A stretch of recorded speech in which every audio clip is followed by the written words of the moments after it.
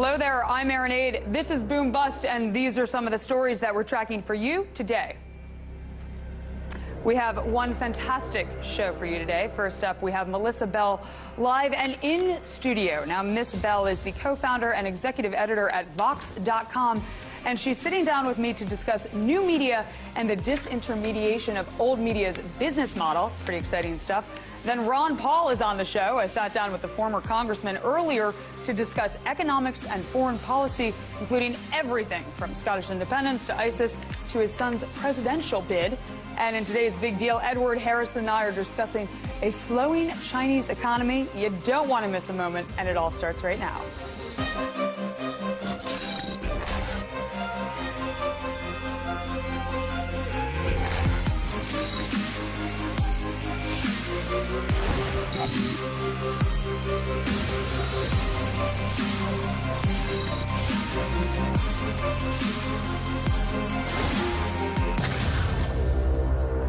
Welcome to the show. Now, this is a very big week for Scotland, as a vote for Scottish independence is slated to be held on Thursday, September 18th.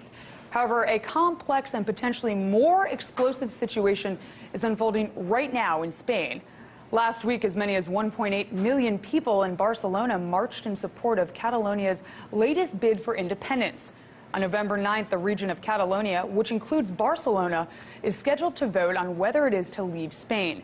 Catalonia is systemically important to Spain's economy, as the region accounts for 19% of Spanish GDP, 26% of exports, and more than 50% of land exits to Europe. That's a lot. Now, according to local polls, roughly 55% of the more than 7.5 million people in that region want independence from Spain. However, as far as the Spanish government is concerned, the November 9th vote is in and of itself illegal.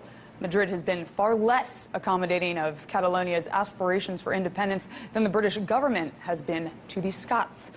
But with the momentum now behind the yes camp in Scotland, Catalan leaders see hope for their referendum this upcoming November. Spanish Prime Minister Mariano Rajoy has warned that an independent vote of Catalonia would be isolating and also make it vulnerable outside of the European Union, and it would also have to create its own currency.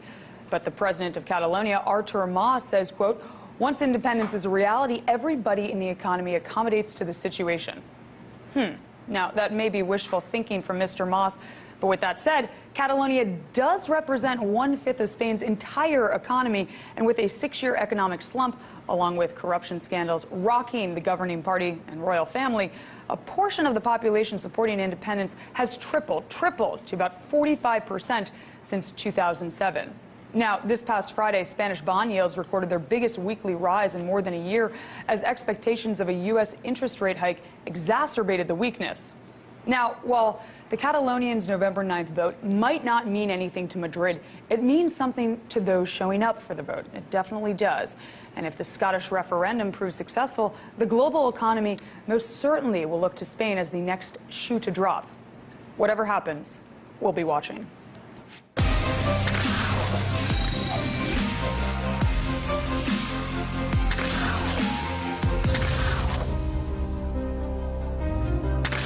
Joining me now in studio is Melissa Bell, executive editor at Vox.com. First and foremost, welcome to the show. I'm thrilled to have you here. I'm a big fan of Vox, but let's dive right in. First question. Now, I've heard you say that media puts forward the newest information and not necessarily the most important information. So what did you mean by that? I think that what we see a lot of times, especially online, is that we're caught in sort of the stream of the latest information. You see it presented in reverse chronological order on blogs. You see it presented in Twitter, where we're constantly updating each other about the latest tidbit on some news scoop. And what happens sometimes is when we're in this flood of information, we sometimes are getting the newest, but we're not getting the most important. We oftentimes leave behind the background or the context to stories, and there's something that can be said for this characteristic that's missing from a lot of news stories, and I think that the web also provides an answer to how to provide it. The web doesn't have necessarily any lack of space. It also offers the characteristic of persistence. You can put something up online online, and it will be there for as long as the servers are running. So we're hoping to answer that lack of background with Vox. Now, I kind of get the sense that media, and I'm sure you get this as well, they kind of media, they refrain from presenting, you know, the most important news if it's not sexy enough, if the folks won't want it. But is that a cop-out? Is that okay to do? No, I don't think it's necessarily it's not necessarily a factor of the sexiness appeal. I think that it's really a factor of space, a question of space. Okay. When you're on a news show, you only have 30 minutes to present the news. If you're publishing something in print, you only have a certain amount of space to tell the story. So really what you need to deliver is the latest information to your viewers or to your readers. You're presenting the information based on the constructs of your vehicle. Right. Online, we don't need to be constricted by space. Yeah, which is extremely helpful. But you know, it's not just about how interesting the news is either. You kind of have to make it digestible for a broad audience. And I want to say, not dumbing it down, but you have to really understand these concepts that you're reporting on. It's imperative. So how do you do that at Vox every day and put out such strong product? Thank you. I love to think about the fact that there's all different levels of understanding of news stories. You can have a cursory understanding of a story. You can have an in-depth expertise on a story. Everybody has different levels of information about subjects that they're interested in. I, for instance, may not know a ton about Ukraine right now, but I might have a depth of understanding about some policy in the U.S. Right. But it doesn't matter. I still want to know this. I want to know different levels of information. So we try to present stories according to where a reader is at when they're entering that story. They might need just the basic information to get acquainted with a story, and they might need a much longer, in-depth explanation because they're much more acquainted and they want more information about a story. That makes sense. Now, how much of so-called new media, you know, is going to be about this integrated model where you can use print, you can use video, mobile, phablet, tablet, whatever you're going to use? How much of it is about this and getting into that space? I think that really what we're looking at right now, and we're seeing this at Vox, but we're seeing it across the journalism industry. We're just seeing such a exciting time of invention, and it's terrifying and exciting and wonderful and creative all at the same time. We just were introduced to the new Apple Watch. Do we have to create news delivered to the watch? Perhaps. Probably eventually. Yeah. And I think that's what makes this time so fascinating to be a journalist and also to be a reader, because you're getting news delivered to you in all sorts of formats, and how we figure out how to deliver that context to you is really going to be interesting to watch over the next few years. It absolutely will. But I want to bring this up because back in 2011, News Corp started a tablet-native digital news network called The Daily. I actually worked there, and it was a platform that enabled the news to be delivered via print, via pictures with some captions, via video, whatever was the best way to tell the story, they would tell it in that format. However, it folded only 1 year after it got off the ground, and we have a quote here. It's from News Corp CEO Rupert Murdoch, who said that The Daily could not find a large enough audience quickly enough to convince us the business model was sustainable in the long term. So how do you produce a sustainable business model with this type of platform or one similar to it? I think The Daily is a really interesting example of how what we're doing with digital journalism is we're trying to find some answers right now. It's a really young industry. It's only about 20, 25 years old. And I think The Daily was an example where you had something a little bit ahead of its time. I think that, we all love to look for the silver bullets in journalism. How is this going to solve the business model? How is this going to, really bring a resurgence to the media industry? And you can't say that just because it didn't work once, it won't work again. There was probably a lot of lessons learned during the Daily's experiment. And I think that what we need to do is just constantly keep trying, keep experimenting with different types. David Platts, Slate's editor-at-large, recently was tweeting about how when they began Slate in 1996, there was 5 business models. Today, he counted 76. Wow. Who knows what will happen in the next 10 years? There's just such a growth potential online at the moment, and that's why we got to just keep trying different things. Now, how is the internet, I mean, it's probably not a short answer, but how has the internet disintermediated the old newspaper business model? I think that, you know, one example that I always like to use is actually, I'm stealing from Rob King from ESPN. He loved to tell the story about how when he was working in a newsroom, there was a bunch of reporters reporting on this new company called Craigslist. And nobody was thinking that they should stand up and wave their hands over to the advertising side and say, hey guys, I think we might have a problem here. And you see that there was, there was this real, because of the fact that the advertising and the editorial sides were really separated, nobody said, hey, there's a problem. Our classified business is really in trouble here. And to me, that's a sign that we really need to be thinking holistically about the business that we're in, that we need to be considering the business model as well as editorial model. And that's just one example of the changes that the internet has brought. Among many, I'm sure. Now, BuzzFeed, they've obviously made quite a splash in terms of a new way to deliver an old message or quizzes, but they recently announced that they're getting into business news. So what do you make of that business model as a vehicle for internet consumption going forward? Specifically, I mean, the BuzzFeed business model for business. I'm not really familiar with the BuzzFeed business model. I wouldn't be able to really to go in depth on that. But I think that they're one company that I think is fascinating right now. They have a lot of great ideas about how to keep people interested in their content. Right. And I think if they can bring that same vibrancy to business writing, I think it's going to be a really interesting thing to watch. It will be. And what's interesting is that even on this show, we're a business show, and it's hard to kind of get a stronghold in this tried and true Wall Street Journal, CNBC kind of world. So we'll see how that works out. But I want to ask you finally, what do you think of this internet-centric news and what it will look like 5 years from now? We'll all be reading it on our watches. That's it. End of interview. Maybe.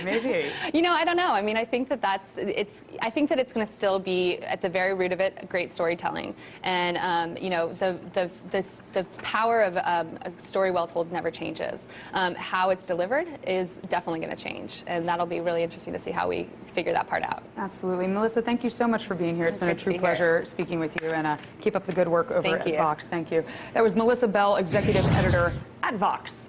Time now for a very quick break, but stick around because when we return, Ron Paul will be on the show. The former congressman sat down with me earlier today to discuss foreign policy and economics, and you definitely don't want to miss what he has to say. Then in today's Big Deal, Edward Harrison and I are discussing a slowing Chinese economy and what that means for the rest of the world.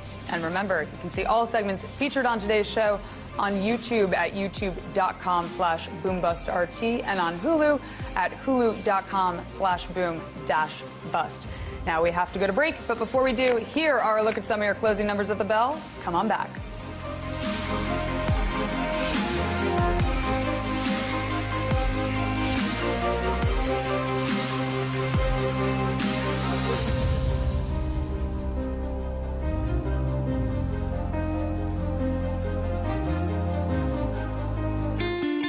What are your thoughts on what's been going on in Washington? Well, it's a mess, Larry. I mean, the whole country is being scoffed at and laughed at. Enough is enough.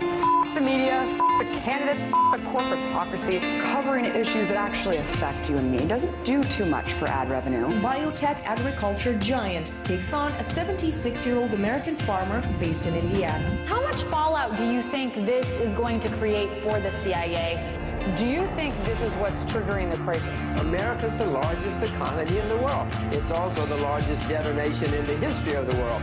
Breaking the Set is mostly about alternatives to the status quo, but one that gave real alternatives a voice. One minute they were working toward the American dream, the next they were just trying to survive the night. It's time for Americans and lawmakers in Washington to wake up and start talking about the real causes of poverty in America.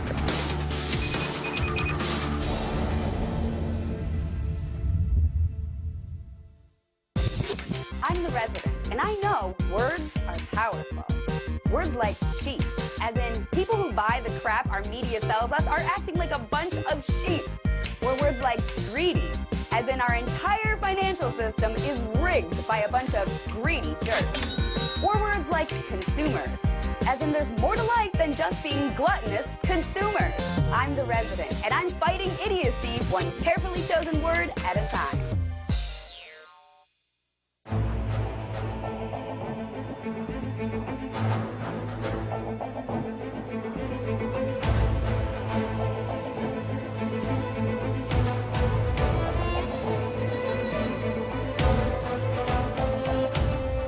I would rather ask questions to people in positions of power instead of speaking on their behalf. And that's why you can find my show, Larry King Now, right here on RT. Question more.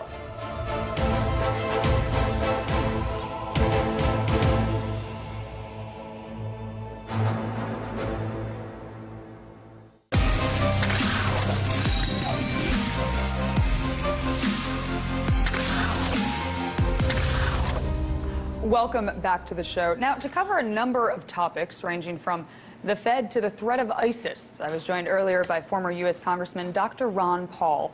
And I first asked him if his son, U.S. Senator Rand Paul, is running for president. Here's what he had to say. I don't know. No, you don't want to break news today? You can do it right here on Boom Bust if you feel like it. It's totally your call. You have to ask him. Oh, okay, well, in that vein, you know, if you had to advise your son on what to expect in a presidential campaign, theoretically, what would be among the most important, the very most important items on your list in terms of advice? Well, I think I'm past that stage. You know, I had a few years way back where I could influence my children.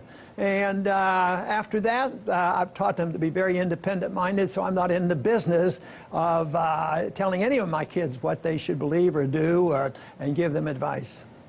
Well, we do know that parents are very powerful in influencing their children. At least my father was in my life, so maybe we can expect some of that. Now, let's move on. Dr. Paul, let's talk now the economics of foreign policy for a bit here. Last time we spoke, you said the U.S. should not be involved in trying to determine what's best for other people. So do you think the money the U.S. spends doing exactly that now would be better used to shore up finances here at home?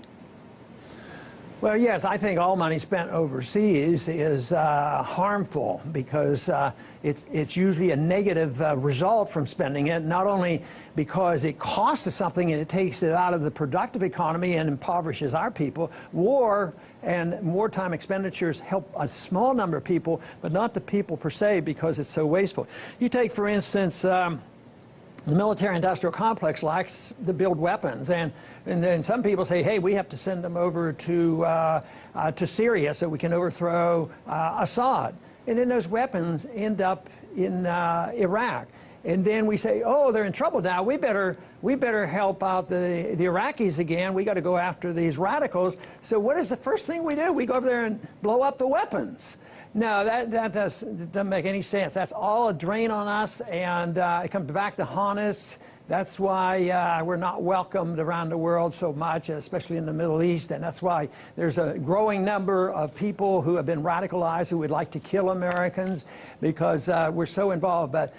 But economically, it's always a cost. War is very, very costly. It's usually financed by inflation, that is printing money, which we're doing, and then the devaluation of the currency, which impoverishes the poor people. So there's a moral argument, there's an argument for peace, and there's an economic argument why we shouldn't be there, and it makes no sense whatsoever. The founders of this country said, stay out of it. Stay out of the entangling alliances and be friends with nations, trade with nations, but don't get involved in picking sides in civil wars especially. Should the president take on ISIS in Iraq? I mean, does ISIS represent a clear and present danger to America?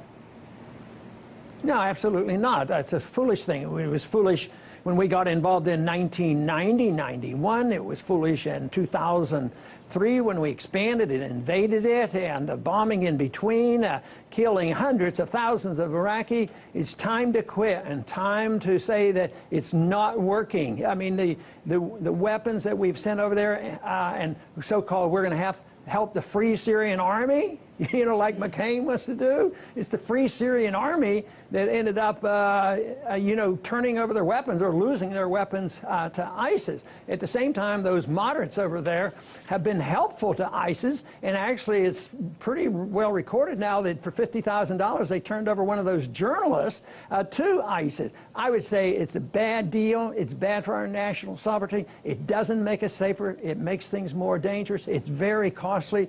It sets the stage for an undermining of our civil liberties at home. So I can't think of one good reason to have been over there creating chaos and then switching our authority to the point where, you know, the Bush doctrine is, you know what, if there's a threat out there, we have to, you know, make a declaration of war even though they haven't done anything. You know, it's this whole idea that we have a right to start a war because of a potential danger that might come later on. I say come home, and you would get rid of most of those dangers. Dr. Paul, leaders of more than 30 countries are in Paris meeting to discuss a global response to counter ISIS. Now, 2 countries missing from the talks, that's Syria and Iran. So do you think Western governments will have to work with Syria and Iran if they want to defeat the terrorist group? Well, it's actually crazy, you know, what we're doing. We're over there. We're going to fight ISIS, and ISIS is detested by Syria and Iran. So we don't want to even talk to them. They hate each other. If we walked out of there, maybe ISIS would be disappeared rather quickly. I mean, they're talking about 10 or 20,000, and they have millions of people of Muslims, but they won't dare get involved because I don't think they're going to get the troops. I don't think they're going to get the support. It's going to be all fall on us because they're going to say, well, yeah, we armed the Iraqi army, but the first attack by the radicals, they dropped all their weapons and ran. So they're going to defend this? So I would think that if you don't like ISIS, just walk away and Syria and Iran will take care of them and they'll get rid of all the radicals. Just as Saddam Hussein did. There was no al-Qaeda in Iraq and there's no al-Qaeda in Iran. So we shouldn't be so hypocritical that if we detest the radicals that do want to do harm, then just back away and somebody will take care of them. If they won't take care of them, us getting over there isn't going to help. We'd end up with another 10 or 15 years of saying, well, we have to contain and defeat the radicals, and it's just so foolhardy. I cannot believe that we persist on the same policy, which is now, as far as I'm concerned, 24 years old. Pretty soon we're going to have a 30-year war against the Middle East with no benefits coming of it. Dr. Paul, Scotland will decide this week on whether to break away from the UK and become an independent nation.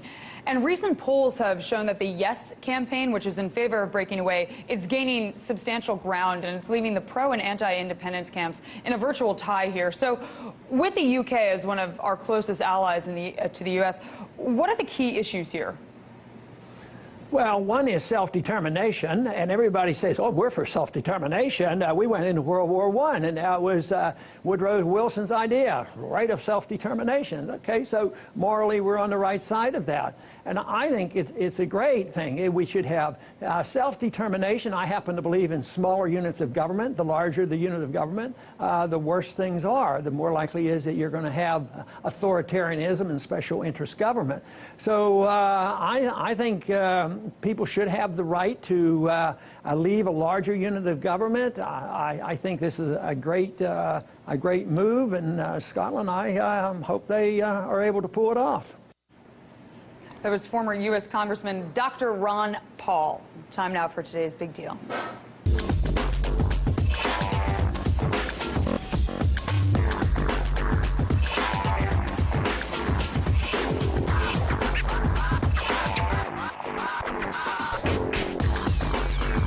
Big deal time with one of my favorite guys, Mr. Edward Harrison. And today we are talking about China. China. Now, over the weekend, poor economic data was released that demonstrated a slowdown in industrial production, retail sales, and fixed asset investments in China. So, first of all, can you give us an idea of how we got to this place and the Chinese economy got to this place in the first place? Well, yeah, basically what happened is that China was booming, growing very fast. Then we hit a speed bump in the global economy in 2008 when the United States, much of Europe had a real big problem. And China, they also are very dependent upon exports to the United States and Europe. And as a result of that, they needed to turn on the turbo boosters. They increased government stimulus a lot during that period. And so in the aftermath of the great financial crisis, China was growing very prodigiously. The only problem is not only leading up to the crisis, but during that time, they were creating all sorts of excess capital investment, excess spending, infrastructure, you know, all these cities to nowhere where no one lived. The ghost cities, which are incredible. At some point, the whole thing had to slow down, and that's what we're seeing right now, is that the Chinese authorities have finally said, look, this is getting out of control. All of this this investment is malinvested, and it's a poor allocation of resources. We need to slow it down and write off some of these debts that are associated with it.